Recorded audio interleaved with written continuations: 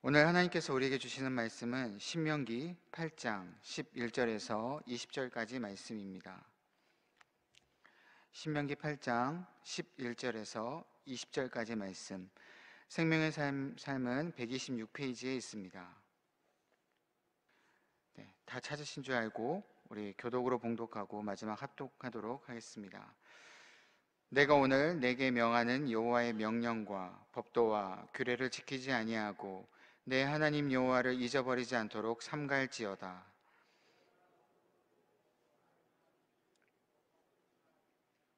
또 내 소와 양이 번성하며 내 은금이 증식되며 내 소유가 다 풍부하게 될 때에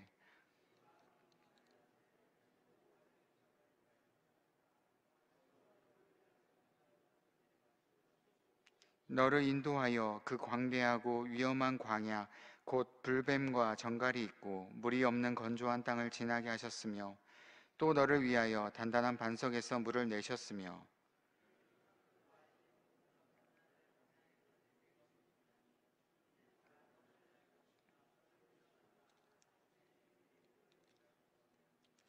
그러나 내가 마음에 이르기를 내 능력과 내 손의 힘으로 내가 이 재물을 얻었다 말할 것이라.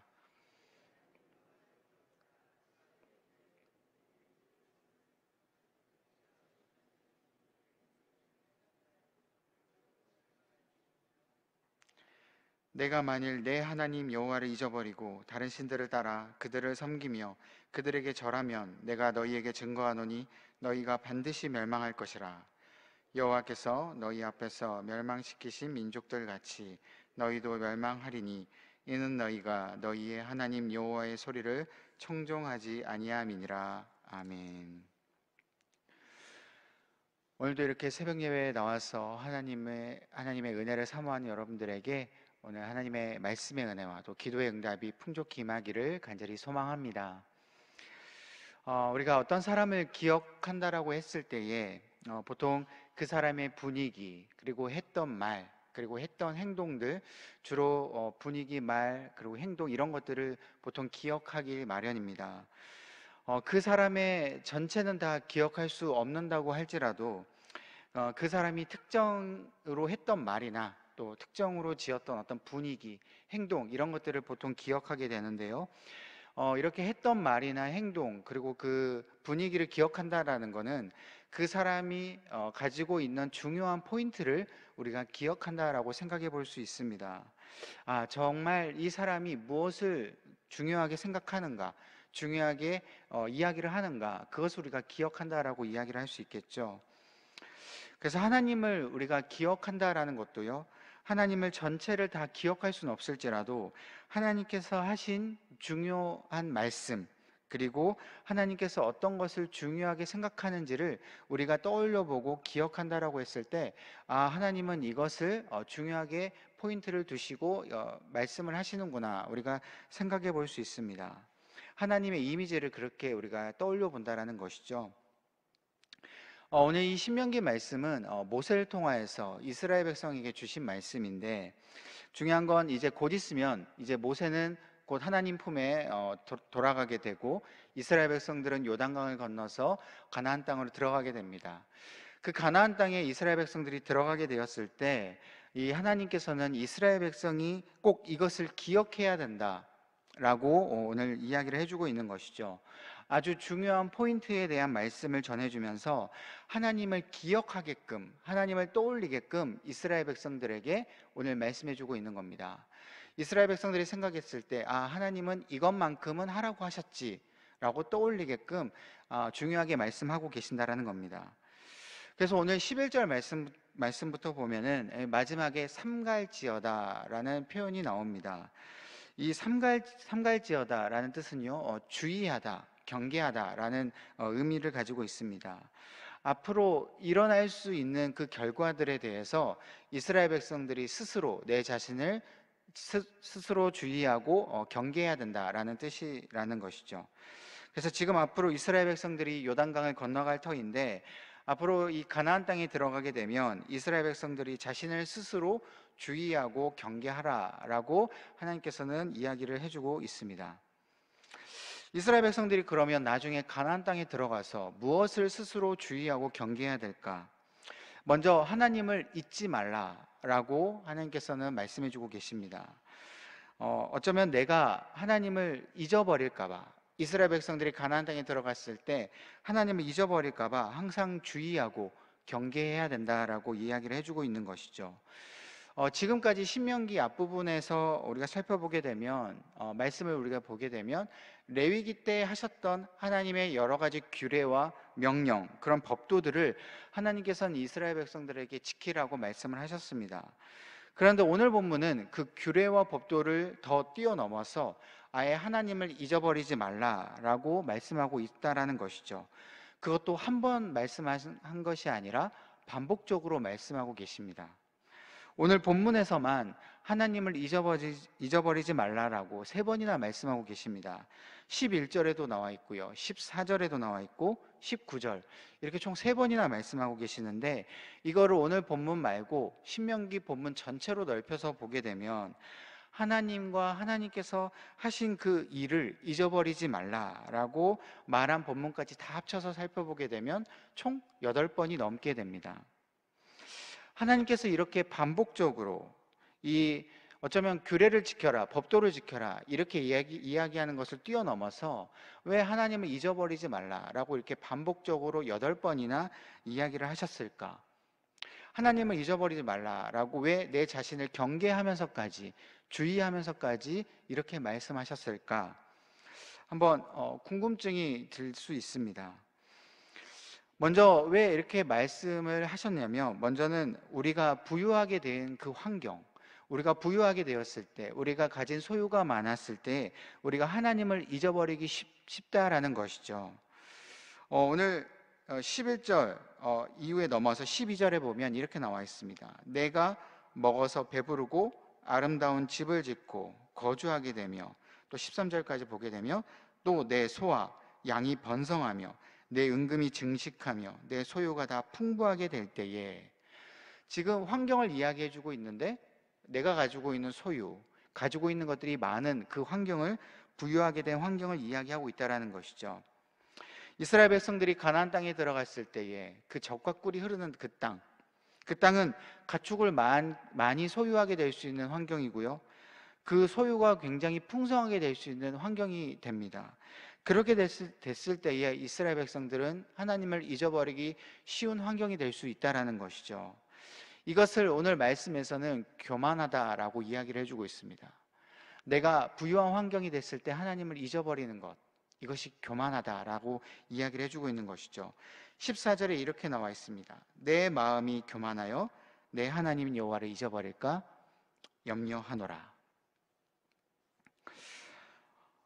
우리가 소유가 많은 것, 이것은 죄는 아니지 않습니까?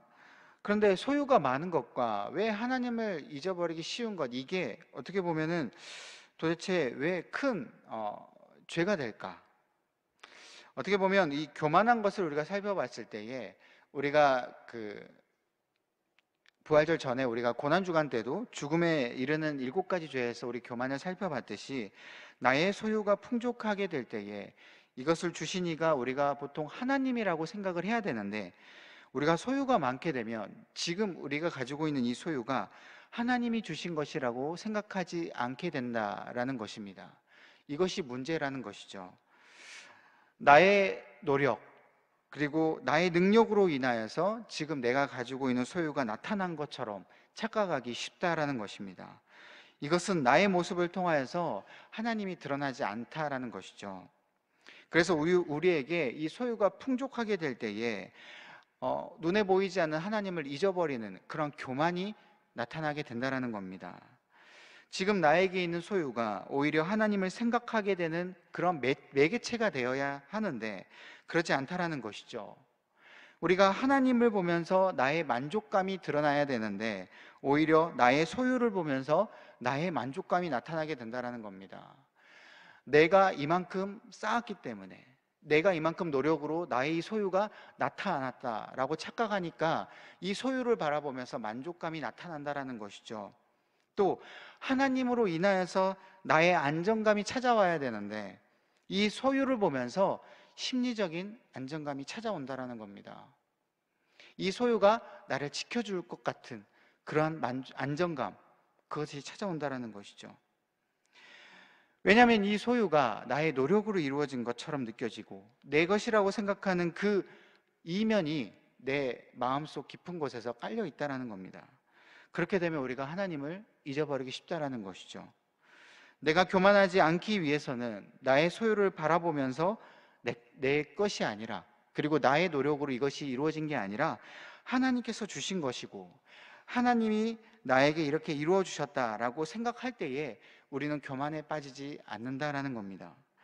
이 소유 자체가 어떻게 보면 우리에게 나쁜 것이 아닌데, 내가 얼마나 나의 소유를 하나님의 것으로 인정하냐, 하나님께서 얼마나 나에게 이 소유를 주시고 지금 인도하고 계시냐, 그것을 떠올리는 것 자체가 우리에게는 관건이라는 것입니다.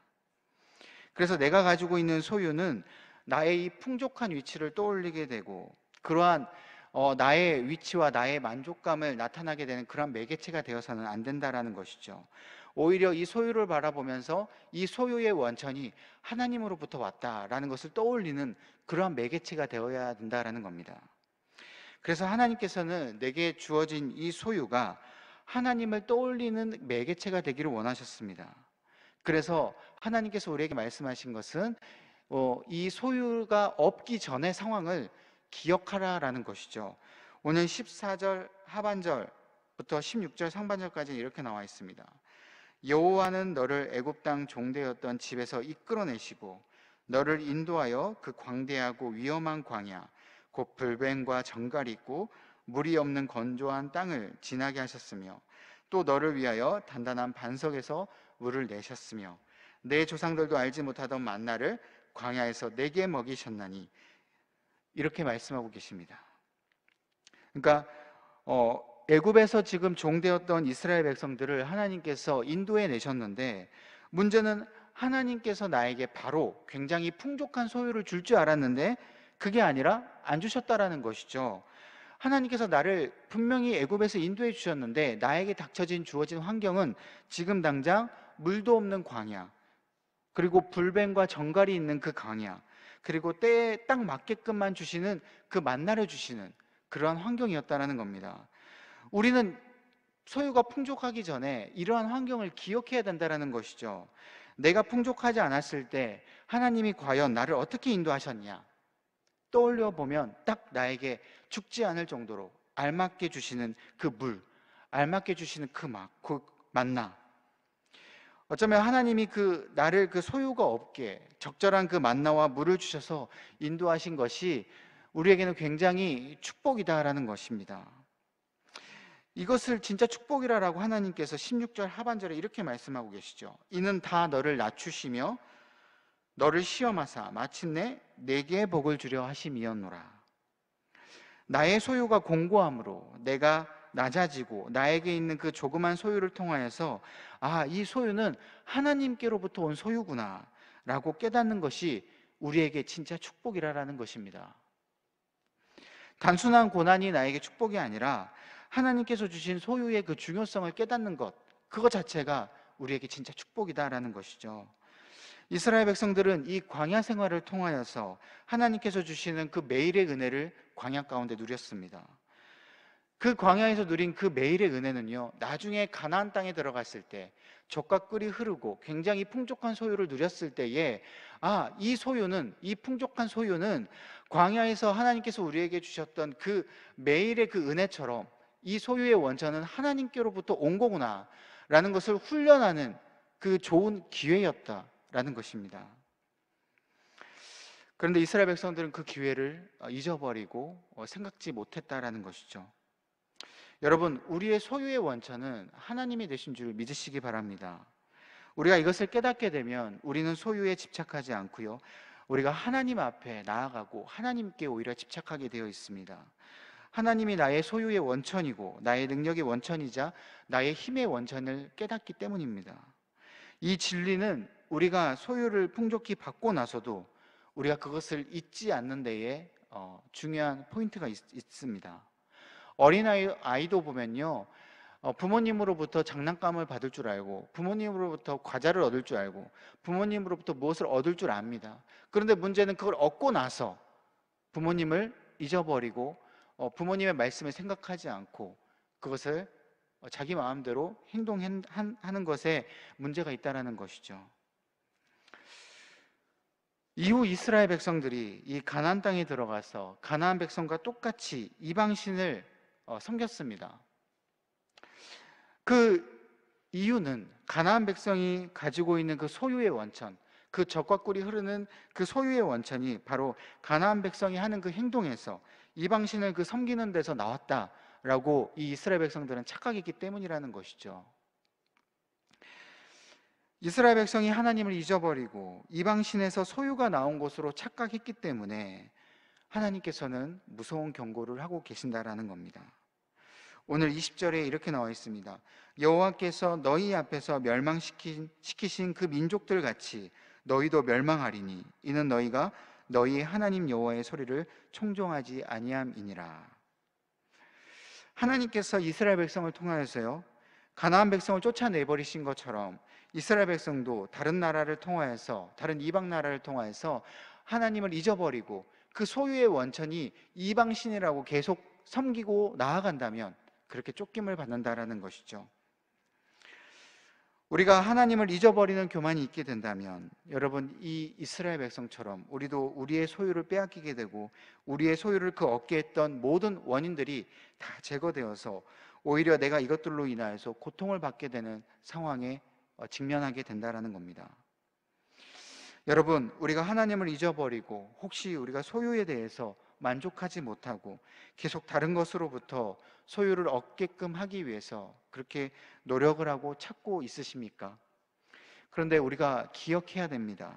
우리가 바라는 것들이 그 소유의 원천이라고 생각하는 것들 다 떠나갈 수 있다는 것이죠.